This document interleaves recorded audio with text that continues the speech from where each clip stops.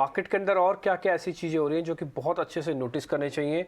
और बताने के लिए हमारे साथ एक बेहद बेहद खास मेहमान जुड़े हैं, अनराठी सिक्योरिटीज़ के ग्रुप के को फाउंडर और वाइस चेयरमैन प्रदीप गुप्ता जी। प्रदीप जी, बहुत बहुत शुक्रिया, थैंक यू वेरी मच आज समय देने के लिए। अच्छा लग रहा है आपसे आज बातचीत करके। इनफैक्ट काफ़ी दिनों बाद आपसे बात हो रही है फिर से। बिल्कुल बिल्कुल सही बोल रहे हैं। और ईटी नाउ के सभी दर्शकों का मेरे हार्दिक आभार एंड अभिनंदन। नमस्कार। बहुत बहुत शुक्रिया सर, थैंक यू। सर, बाज़ार में एक चीज़ तो बिल्कुल तय हुई है कि हम हर फ्रंट पे आउट परफॉर्मेंस देने की कैपेसिटी रखते हैं, वो चाहे इन्फ्लेशन है, चाहे जीडीपी ग्रोथ है, चाहे मार्केट की परफॉर्मेंस है। वो सभी फ्रंट पे भारत इस समय थोड़ा अग्रणी है, थोड़ा आगे है। बस सिर्फ यही आपसे पता करना है कि क्या मार्केट के अंदर जो लोग अभी नहीं आए हैं, ये सही समय है अभी आने का, या उनके लिए एक मौका और बन सकता है, थोड़ी गिरावट और आ सकती है, उसके बाद इसके अंदर एंटर करें? देखिए, जहां तक ये सवाल है कि लोगों को मार्केट में कब और किस समय एंटर करना है, हम्म। तो उसके लिए देखना ये पड़ेगा कि आप किस तरह का रास्ता अख्तियार कर रहे हैं इस मार्केट में आने के लिए।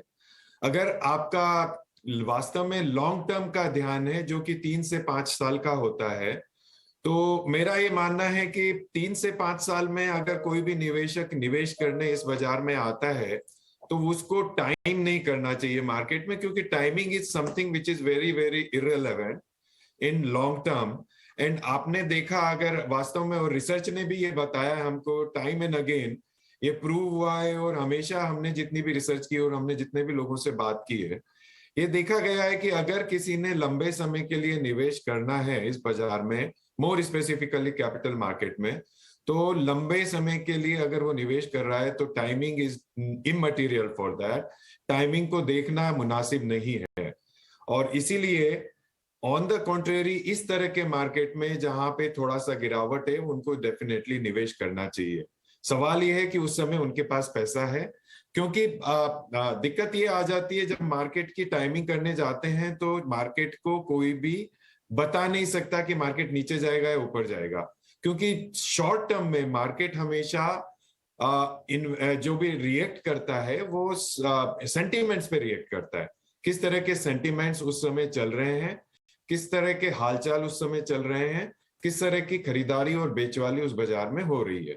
तो शॉर्ट टर्म में डेफिनेटली मार्केट रिएक्ट करता है, और मेरा ये मानना है शॉर्ट टर्म में आगे भी रिएक्ट कर सकता है। आज की तारीख में हमारे मार्केट में एक सबसे बड़ा कंसर्न जो है, वो वर्ल्ड इकोनॉमी का है, जहां पे वर्ल्ड में कई सारी चीजें चल रही है।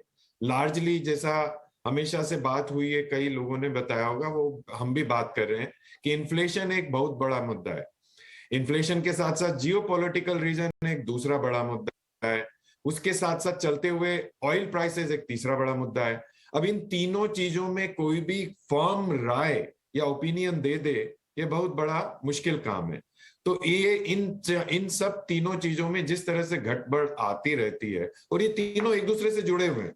वास्तव में आप देखा जाए तो ये तीनों एक दूसरे से जुड़े हुए हैं, कुछ ना कुछ आपस में कोई एक चीज, कोई एक फैक्टर चेंज होता है, आपस में रिफ्लेक्ट करते हैं और इम्पैक्ट करते हैं।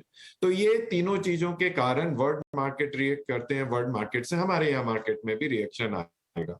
तो शॉर्ट टर्म में करेक्शंस हो सकते हैं, बट करेक्शंस बहुत बड़े या लार्ज होंगे ऐसा मेरा मानना नहीं है, क्योंकि डोमेस्टिकली अगर हम मार्केट को देखें तो काफी स्ट्रेंथ है। और वो स्ट्रेंथ इससे जायज हो सकती है कि अगर आप ये तिमाही के रिजल्ट देखें, और खासकर मैं निफ्टी 50 के तिमाही के रिजल्ट की बात करूं, तो निफ्टी 50 में अंदाज करीब करीब 30 कंपनियां ऐसी है जिन्होंने अपने गाइडेंस से बेस्ट रिजल्ट दिए। ओके। और 16 कंपनियां ऐसी हैं जिन्होंने गाइडेंस के आसपास या नेगेटिव में 10% नेगेटिव गाइडेंस से रिजल्ट दिया है।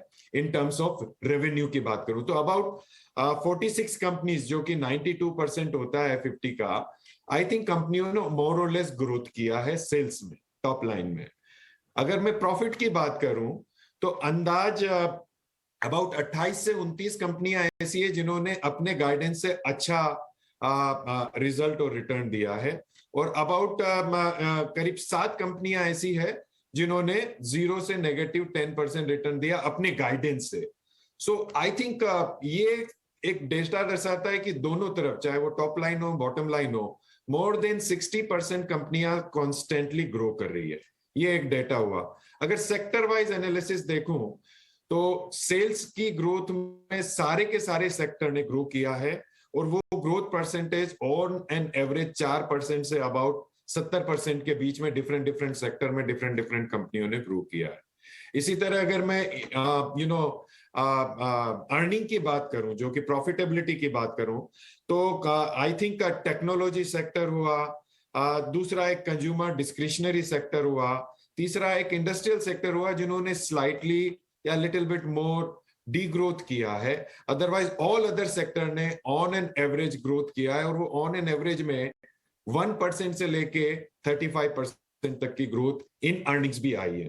तो ये सारा डेटा ये दर्शाता है कि कॉन्स्टेंटली इकोनॉमी में ग्रोथ आ रही है, कंपनियां ठीक कर रही है, एंड कॉन्स्टेंटली प्रोग्रेसिव है। तो अगर ये ग्रोथ आनी है तो मार्केट लॉन्ग टर्म में मुझे ये लगता है अच्छा ही चलेगा, अर्निंग्स अच्छी आएंगे। बिल्कुल बिल्कुल। नमस्कार प्रदीप जी, प्रियंका दिस साइड। आपने बिल्कुल बहुत अच्छे सारे फैक्ट्स हमारे सामने प्रेजेंट किए। तो जो दूसरा सवाल था मेरा उसी से जुड़ा हुआ था, लेकिन उसका जवाब आप पहले ही दे चुके हैं। लेकिन क्या किसी तरह के ये साइंस माइंड में रखने चाहिए, क्योंकि अब जो फोकस है वो इन्फ्लेशन से ग्रोथ पर शिफ्ट हो गया है ग्लोबली बाजारों के लिए, ग्लोबली मार्केट्स के लिए।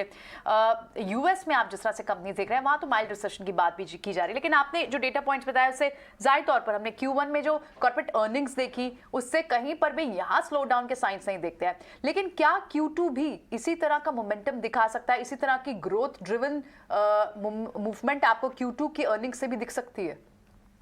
मेरा ये मानना है, अभी आप वास्तव में देखें तो Q1 के जो रिजल्ट्स आए हैं, फिर गाइडिंग फैक्टर्स जो गाइडलाइन कंपनियां दे रही है वो भी पॉजिटिव है।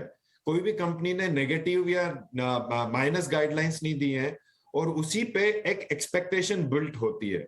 और वास्तव में देखा जाए तो ग्राउंड लेवल पे डेफिनेटली कई कंपनियां, कई सेक्टर्स ग्रो कर रहे हैं, बेरिंग कुछ एक सेक्टर या कुछ एक कंपनियां। तो आई थिंक Q2 के जो रिजल्ट हैं, ये मेरा मानना है कि ऑन एन एवरेज इन्हीं लाइन पे आएंगे जो हमने Q1 में देखा। सो आई थिंक मुझे नहीं लगता डोमेस्टिकली यहाँ पे कॉर्पोरेट सेक्टर में कोई बहुत ज्यादा ठहराव आएगा या नेगेटिव या ऑपोजिट डायरेक्शन में ग्रोथ को देखने को मिलेगा। प्रदीप जी, एक चीज़ आप और ज़रा बताइए कि भारतीय मार्केट के हिसाब से अभी कौन से ऐसे सेक्टर जहाँ पर आपको थोड़ा वैल्यूएशन का कंफर्ट नहीं आ रहा है? ये बात तो बिल्कुल ठीक है कि ओवरऑल बाजार तो चलेगा, लेकिन चर्निंग भी तो होती है मार्केट में। जहाँ पर आपको वैल्यूएशन का कंफर्ट नहीं आ रहा, वो थोड़ा एरिया बता सकते हैं? हाँ, आई थिंक अगर अपने सेक्टर वाइज देखें तो पीछे के दिनों में कुछ एक सेक्टर जैसे कि ऑटो है, या आप देखें कुछ एक लेवल पे फार्मा सेक्टर है, या कुछ एक लेवल पे अपने आईटी सेक्टर है, तो इनमें काफी बढ़ाव या एप्रिसिएशन ऑलरेडी हो चुका है। तो वैल्यूएशन एक स्टेज पे पहुंच चुके हैं जहां पे मैं कहूंगा रीजनेबल या थोड़े से, नॉट वेरी हाई बट थोड़े से हायर लेवल पे चले गए। तो अपने को देखने की ये जरूरत है कि इस समय चूंकि हमको cautious approach is a word which I think one should adopt, in a cautious way में अगर हम देखना चाहें तो अभी भी बैंकिंग सेक्टर एक ऐसा है जो मेरे को लगता है ठीक करेगा। इंफ्रास्ट्रक्चर से रिलेटेड जो सेक्टर है जहां पे काफी बदलाव आ रहा है, काफी ग्रोथ चल रही है, और काफी चीजें देखने को मिल रही है कि कॉन्स्टेंटली ग्रोथ हो रही है, तो वहां पे एक डेफिनेटली पॉजिटिव देखने को मिल सकता है आने वाले समय में। ऑलराइट, तो इन स्पेसेस से दूर रहना चाहिए। और आप किन स्पेसेस पर सुपर बुलिश है या फिर बुलिश है? क्योंकि आपकी जितनी भी बात है उससे इंडिकेशन तो यही मिल रहा है कि आपको बुलिश और सुपर बुलिश सिग्नल्स लगते हैं इंडियन मार्केट के कॉन्टेक्स्ट में। कौन से सेक्टर्स हैं जिन पर आप आंख बंद करके कह सकते हैं इन पर तो भरोसा होना ही चाहिए, पोर्टफोलियो में होना ही चाहिए? आई थिंक मुझे ये लगता है कि बैंकिंग एक सेक्टर है जिसमें लोगों ने अभी कम ध्यान दिया है, तो बैंकिंग एक सेक्टर है जहां पे डेफिनेटली ध्यान देना चाहिए।